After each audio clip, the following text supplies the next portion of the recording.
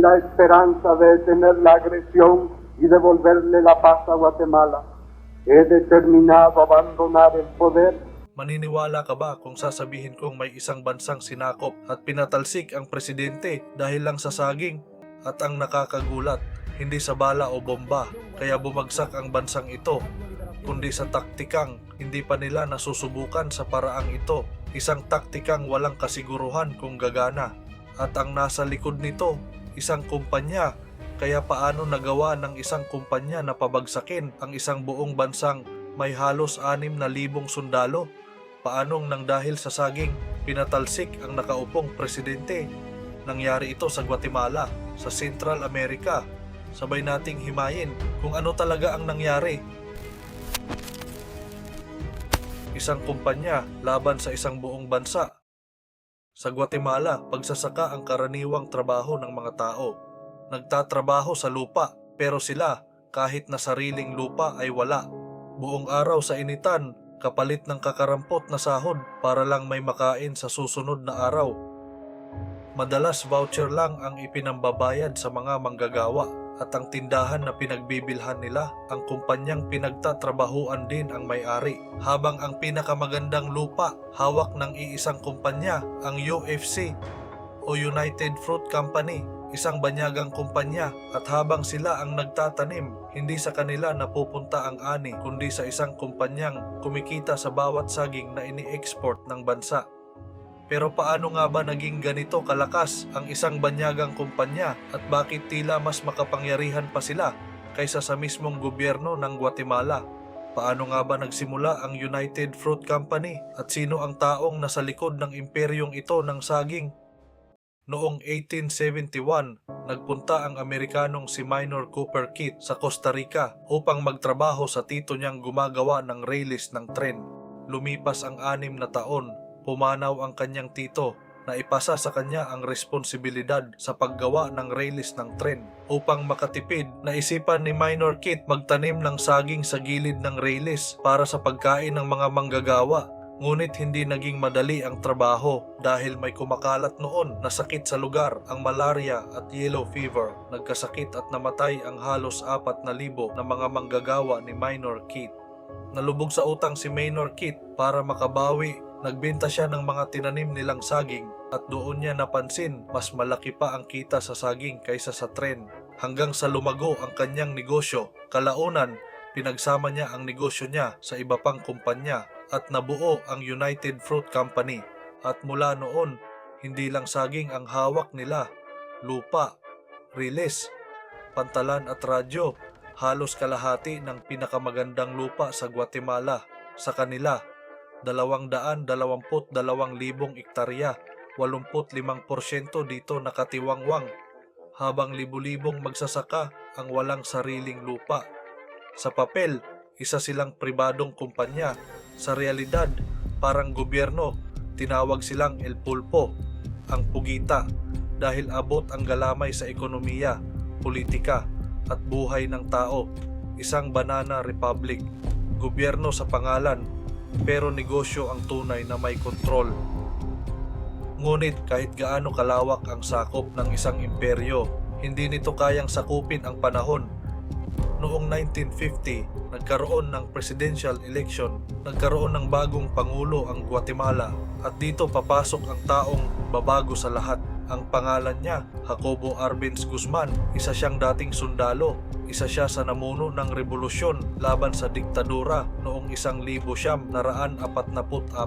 Noong umupo si Arbenz, nais niyang gawing isang modernong estado ang Guatemala. Gusto niyang bawasan ang kontrol ng foreign companies sa bansa at tumayo sa sariling mga paa ang Guatemala. Nais niyang baguhin ang bulok na sistema ng bansa nila. Ang ginawa niya, gumawa siya ng batas. At isa dito ang Land Reform o Dekresyam na Raan. Sa ilalim ng batas na ito, kukunin ng gobyerno ang mga lupang hindi ginagamit at ipapamahagi sa mga magsasaka. Lumapit at umapila naman sa Korte Suprema ang dayuhang kumpanya. Nais ng United Fruit Company na bayaran sila ng $15 million. Pero ang gobyerno ni Jacobo Arbenz may ibang basehan. Dahil sa ilalim ng kanilang batas, Sa reforma sa lupa, dekrisyam na raan ang kabayaran ay ibabatay sa halaga na mismong idineklara ng kumpanya sa buwis at doon nagkabukingan. Sa loob ng maraming taon, mababa ang deklarasyon ng United Fruit Company sa kanilang lupa para makaiwas sa mataas na buwis. Kaya nang kunin ng gobyerno ang libu-libong ektarya ng kanilang bakanting lupa, ang alok na bayad ay humigit kumulang 600,000 dolyar lang, mula $15 million naging halos $600,000 at tumaas pa ang alok ni Arbenz sa $1.18 million. Pero para sa United Fruit Company, hindi ito simpleng pagkalugi, ito ay insulto.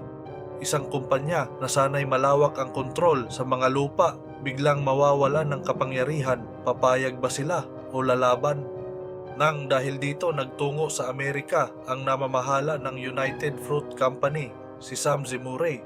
Sa panahong iyon, may isang pangalan na kilala sa Amerika pagdating sa paghubog ng opinyon ng publiko, si Edward Bernays. Sumikat ang sinulat na aklat ni Bernays na Propaganda noong 1928. Siya ay isang eksperto sa public relations na ginagamit ng malalaking kumpanya para baguhin kung paano mag-isip ang mga tao. At sa gitna ng kinakaharap ng kumpanya, lumapit sa kanya ang United Fruit Company. Sa tulong ni Bernays, nabuo ang isang propaganda laban kay Arbenz. Upang palakasin ang mensahe, gumamit sila ng media. Unti-unting nabago kung paano nakikita ng mundo ang Guatemala, na hindi na ito basta bansang nagpapatupad ng reforma. Unti-unti, inilalarawan ito bilang isang bansang naaabot ng komunismo, at sa panahong iyon, ang salitang komunismo ay sapat na para magdulot ng takot sa Amerika. Sa panahon kasi ng Cold War, sobrang takot ng Amerika sa komunismo. Yung tipong kahit maliit na bansa, kapag nakita nilang posibleng maging komunista, kailangan nilang pigilan agad. Kaya yung Guatemala biglang nagmukhang banta sa Amerika. The CIA started to see communists under every rock. At dito, pumasok ang CIA, Central Intelligence Agency. Hindi ito basta intelligence gathering lang. Ito ay operasyon. Sa likod ng desisyong ito, may dalawang makapangyarihang pangalan, si John Foster Dulles, ang Secretary of State ng Amerika, at ang kanyang kapatid na si Allen Dulles, ang direktor mismo ng CIA. Hindi lang sila basta opisyal ng gobyerno, may malalim silang koneksyon sa United Fruit Company, dating mga abogado at may personal na interes sa kumpanya. Para sa kanila, ang ginagawa ni Arbenz ay hindi lang land reform, ito ay banta sa negosyo at banta sa impluwensya ng Amerika sa Latin America. Dahil dito, kahit walang konkretong ebidensya, ay gumawa ang CIA ng lihim na operasyon laban sa Guatemalan government at tinawag nila itong Operation PB Success. Ang goal nila, patalsikin si Jacobo Arbenz, pero may pangamba ang presidente ng Amerika na si Dwight Eisenhower dahil baka ma-expose ang US dahil may pinirmahan silang kasunduan, ang United Nations, na nagsasabing bawal manghimasok, bawal pabagsakin ang ibang gobyerno at bawal makialam sa soberanya ng ibang bansa. Why was the U.S. so afraid of being involved?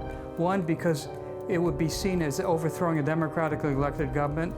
Ngunit isang taon bago nito, may isang operasyon na nagtagumpay, isang lihim na misyon ng CIA sa Iran kung saan pinabagsak nila ang Prime Minister na si Mohammad Mossadegh. Tahimik, mabilis at matagumpay. Para sa buong kwento ng operasyong ito, kilala bilang Operation Ajax, mapapanood ninyo sa isa pa nating documentary video. Kaya iniisip ng Amerika, kung nagawa nila sa Iran, bakit hindi rin sa Guatemala? Dahil mas delikado sa bansa nila kung wala silang gagawin. Kaya imbis na lantaran, pinili nilang kumilos sa likod ng anino. Hindi nila ginamit ang mga Amerikanong sundalo, pero nasa halos 6,000 ang armed forces ng Guatemala. Paano nila pababagsakin ito? Noong 1953, may mga grupo ng mga rebelde na pinamunuan ni Carlos Castillo Armas, isang dating sundalo na tutol sa pamamalakad ni Arbenz. Tinangka ng mga ito na pabagsakin ang gobyerno ni Arbenz, ngunit sila ay nabigo at nakulong. Kalaunan ay nakatakas ang mga ito at nagtago sa Honduras. Sa panahong iyon, nasa radar na ng CIA si Castillo Armas. Nakita ng CIA kay Castillo Armas ang hinahanap nila na katangian, isang dating sundalo, at susunod sa utos, anti-communist at higit sa lahat, ang papalit kay Arbenz. At dahil doon, sinuportahan at pinunduhan ng CIA ang halos 500 mga rebelde. At hindi lang yan, binigyan sila ng military support, training sa guerrilla tactics, sabotage at small unit attacks. Si Rip Robertson, isang ex-paramilitary special black ops, ang hands-on na nagsanay sa mga rebelde ng kalahating taon. Pero paano mo tatalunin ang gobyerno kung iilan lang kayo? Ang sagot, ilusyon. Sa pagsasanay, itinuro sa kanila ang mga stratehiya kung anong klaseng pag-atake ang gagawin laban sa libo-libong hukbo kahit kaunti lang ang bilang nila. Ang sunod na stratehiya ay pag-isolate at political pressure kay Arbenz at ang panghuli, PSYOPs o psychological warfare at ang main target ang mga sundalo ni Arbenz. Isang taktika na hindi pa nasusubukan sa ganitong paraan. Isang taktika na kapag pumalpak, hindi lang rebelde ang babagsak. Handa na ba silang itaya ang lahat para sa isang digmaan na hindi pa nagsisimula? Noong 1954, natanggap ni Castillo Armas ang hudyat galing sa Amerika, oras na para kumilos. Dahil konti lang ang bilang nila para hindi agad sila maubos, hinati ni Carlos Armas sa 5 grupo ang mga rebelde. Sa unang araw ng pag-atake, may grupong pumasok mula Caribbean, may grupo namang pumasok galing sa border ng Honduras, Atlantic at sa katabing bansa. Ang ibang grupo, pagkatapos magpaputok sa isang lugar, lumilipat sila ng pwesto para magpaputok. Hindi sila nanatili sa isang lugar lang. Para ito gumawa ng ilusyon na libo-libo ang sumugod para isipin ng mga sundalo ni Arbenz na may umaatake sa iba't ibang parti ng bansa, habang may mga tao naman ang CIA sa loob ng Guatemala, mga trained CIA psychological warfare team, nag-set up ng mga peking radio stations, mga transmission lines. Ang goal, psy-war at propaganda para takutin ang mga sundalo ni Arbenz gamit ang Peking radio station. Isa dito ang pinakasikat, ang La Voz de la Liberación. Binobroadcast nito na may malaking hukbo daw na lulusob para palayain daw ang mga Guatemalan at may mga sundalo daw na bumaliktad na at kumampi sa mga rebelde. Wala namang kamalay-malay ang mga Guatemalan na pakana ito ng CIA. Samantala, hindi agad nag-alala si Arbenz dahil alam niyang propaganda lang ito, at ayon sa intelligence report ng gobyerno nila, maliit lang ang bilang ng kalaban. Pinakilos ni Arbenz ang iba niyang mga sundalo. Nagkaroon ng minimal na sagupaan, habang ipinapakita ng Estados Unidos sa ibang bansa na ang pamahalaan ni Arbenz ay unti-unti nang naiimpluwensyahan ng komunismo. Dahil dito, iniwasan si Arbenz ng ibang bansa. Pinahirapan din ang ekonomiya ng Guatemala. Lumipas ang ilang araw. Dahil sa dami ng sundalo, unti-unting umatras ang mga rebelde. Kabilang dito ang grupo ni Castillo Armas. Pero hindi nila kailangan manalo. Kailangan lang nila mapaniwala ang mga sundalo na talo na sila. At ito na ang pinaka-kritikal na sitwasyon para sa Amerika, dahil parang hindi gumagana ang plano ng CIA, parang hindi epektibo ang propaganda kapag hindi naniwala ang mga sundalo at natalo sila. Hindi lang rebelde ang babagsak, pati ang reputasyon ng Amerika. Nangamba si US President Eisenhower kapag nalaman ng ibang bansa na hindi dahil sa impluensya noong Oktubre 20, kaya inatake nila ang gobyerno ni Arbenz. Humingi ng tawad ang gobyerno ng Guatemala sa pamilya Arbenz dahilan sa kasunduan ng Inter-American Commission. Maaari silang makasuhan, binigyan sila ng kompensasyon bilang pagkilala sa pagkawalan ng ibang bansa si Arbenz, at dahil nauubusan na ng oras ang Amerika at kailangan ng magtagumpay ang Operation PB Success, nagpadala ang CIA ng eroplanong panggera na ginamit noong World War II. Dumaan ito sa ibang bansa papuntang Guatemala, eroplanong walang bandera, at tinanggalan ang insignya upang walang pagkakakilanlan. Lumipad ang mga eroplano sa himpapawid ng Guatemala, hindi para paulanan ng madaming bomba kundi para tamaan ang main target. Ang isip, paminsan-minsan may ibinabagsak na bomba, hindi sapat para durugin ang hukbo ni Arbenz, pero sapat para lumikha ng takot. Bawat ugong ng makina sa langit ay paalala na may mas malaking puwersang paparating. Kasabay nito, may mga boses sa radyo. Radio Liberación en 6.360 kilociclos son. Nagsasabing papalapit na ang mas malaking hukbo, sumuko na ang ibang mga sundalo. Hindi alam ng mga opisyal at sundalo ni Arbenz na kabaliktaran naman ito sa totoong nangyayari. Ibig sabihin walang full-scale invasion, konti lang sila at umatras ang iba. Samantala nagduda si Arbenz na Amerika ang may pakana ng lahat dahil sa mga eroplano na lumilipad. Hindi naman agad nagdeklara ng giyera sa Amerika si Arbenz at takot din siya na lumala ang gulo, lalo na ang Amerika ang isa sa makapangyarihang bansa noon, kaya humingi ng tulong si Arbenz sa United Nations para imbestigahan ang foreign intervention. Ngunit dahil sa impluensya ng US sa United Nations, hindi agad ito naaksyonan hanggang sa unti-unting nawalan ng suporta at tiwala ang mga opisyal kay Arbenz. Dahil dito bumagsak ang gobyerno ni Arbenz, hindi dahil sa sinakop na sila ng mga rebelde, kundi dahil sa sinakop ang kanilang pag-iisip ng takot. Natakot ang mga sundalo dahil akala nila talo na sila. Nagduda ang mga opisyal dahil sa paniniwalang komunista si Arbenz at isa-isa hindi na sila lumaban. At sa sandaling iyon, hindi na kailangan ng malaking hukbo dahil ang isang bansang puno ng takot at pagdududa kayang pabagsakin ang sarili nito. At kung gusto mo ang mga ganitong klase ng video ay i-like at i-subscribe mo na ang aking channel. Habang nasa palasyo si Arbenz, nagbigay naman siya ng mensahe sa mga tao. Nombre de qué hacen esas barbaridades, ¿cuál es su bandera? Todos han tomado de pretexto al comunismo intereses financieros de la compañía frutera. He determinado abandonar el poder. Pinabulaanan niyang komunista siya, nakagagawa ng Amerika ang pagsalakay at may kaugnayan ang United Fruit Company dahil sa reforma niyang ibigay ang mga lupa sa mga magsasaka. At para hindi na lumala ang sitwasyon, tuluyang nagbitiw sa pwesto si Jacobo Arbenz at napilitang umalis sa sarili niyang bansa. Samantala ang pumalit naman sa kanyang pwesto ay si Castillo Armas, ang leader ng mga rebelde. Pinalabas ni Armas na pinalaya niya ang Guatemala sa komunismo. Inaresto niya ang mga kampi kay Arbenz, pati mga pinaghihinalaang komunista ay inaresto din. Tinanggal ang land reform ni Arbenz, ibinalik ang mga lupa sa United Fruit Company. At mula noon, hindi na natapos ang kaguluhan sa Guatemala.